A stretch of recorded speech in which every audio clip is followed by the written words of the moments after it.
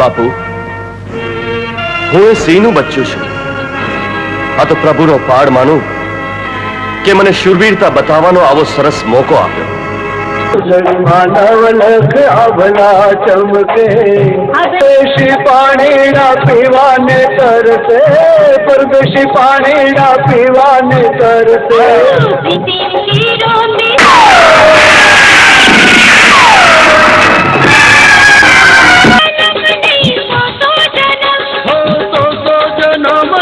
જન્મો જન્મ દેવ સુહારો લઈ જાઉં મારી હારે તારા બટને હું તોડી. ગોરી હો ગોરી, ગોરી હો ગોરી. હુકમ છે.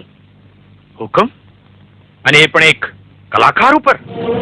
અરે કલાકાર કોઈ તમારી જાગીર નથી કે જેના ઉપર તમારો હુકમ ચાલે, સમજ્યા? કુંવરીબા, કલાકાર તો લોકોનો હોય છે, એને પ્રેમથી જીતાય. એને તમારા જેવી રાજકુરીઓ કદી ખરીદી ન શકે, સમજ્યા? ગુજરાતી ફિલ્મોના ઇતિહાસમાં એવા ઘણા કલાકારો આવ્યા છે જેમને પોતાના અભિનયથી લાખો લોકોના દિલ જીતી લીધા. પરંતુ આજે આપણે જે કલાકાર વિશે વાત કરવા જઈ રહ્યા છીએ તેમની જિંદગી માત્ર ફિલ્મો સુધી સીમિત નહોતી. રાજસ્થાનના એક નાના ગામથી શરૂ થયેલી આ સફર, સંઘર્ષ, પરિવારની જવાબદારીઓ, પિતાથી મળેલો અભિનયનો વારસો અને પછી ગુજરાતી ફિલ્મોના સુપરસ્ટાર બનવાનો અદ્ભુત પ્રવાસ.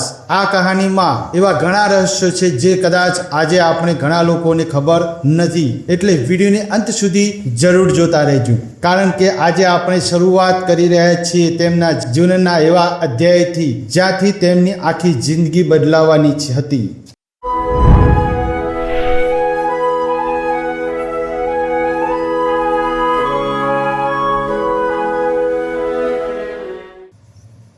નમસ્કાર મિત્રો, આપ સૌનું હાર્દિક સ્વાગત છે અમારી યુટ્યુબ ચેનલ પર. આજે આપણે જાણીશું ગુજરાતી ફિલ્મોના લોકપ્રિય અભિનેતા રંજીત રાજ વિશે. તેમનું મૂળ નામ રંજીત રાજસિંહ ગોવર્ધનસિંહ હતું, જ્યારે ફિલ્મ જગતમાં રંજીત રાજ તરીકે તેમનું નામ પ્રખ્યાત છે અને તેમને હુલામોનથી નામ તરીકે રાજુ તરીકે પણ બોલાવવામાં આવતા હતા. તેમનો જન્મ 24 ઓક્ટોબર 1950ના રોજ રાજસ્થાનના જોધપુર જિલ્લાના નાનણ ગામે પોતાના મોસાળમાં થયો હતો. જો કે તેમનું મૂળ વતન મતોડા જોધપુર જિલ્લો છે. તેમના જીવનની સૌથી મોટી વાત એ હતી કે તેમને અભિનય કોઈ સંસ્થામાંથી શીખવો પડ્યો નહોતો, કારણ કે કલા તો તેમને વારસામાં જ મળી હતી. તેમના પિતા માસ્ટર ગોવર્ધન ગુજરાતી, મારવાડી અને હિન્દી નાટ્ય ક્ષેત્રના જાણીતા કલાકાર હતા. એટલે બાળપણથી જ ઘરમાં કલા અને અભિનયનું વાતાવરણ હતું. 6 ભાઈ બહેનોમાં તેઓ બીજા નંબરે હતા. અભ્યાસ માટે તેઓ મુંબઈ આવ્યા અને શેઠ આનંદીલાલ ઓદાર હાઈસ્કૂલ સાતાકુંજમાં SSC સુધી શિક્ષણ મેળવ્યું. શારીરિક દેખાવની વાત કરીએ તો તેમની ઊંચાઈ અંદાજે 171 સેન્ટીમીટર હતી. વજન લગભગ 78 કિલોગ્રામ હતો. મધ્યમ બાંધો, ઉજળો રંગ, ભૂરી માજરી આંખો અને સોનેરી વાળ. તેમને લાલ અને કેસરી રંગ ખાસ પસંદ હતા. નાનપણથી તેમનો સ્વભાવ ખૂબ સરળ હતો. તેમને દેખાવ કરતા વ્યક્તિત્વ વધુ ગમતું હતું અને કદાચ આ જ કારણ હતું કે આગળ જતા લાખો દર્શકો તેમના સ્વભાવના પણ ચાહક બન્યા. પરંતુ મિત્રો, આ તો માત્ર શરૂઆત હતી. હજુ સુધી તેમને ફિલ્મોમાં પગ પણ મૂક્યો નહોતો, પરંતુ નસીબ તેમના માટે કંઈક અલગ જ લખી ચૂક્યું હતું.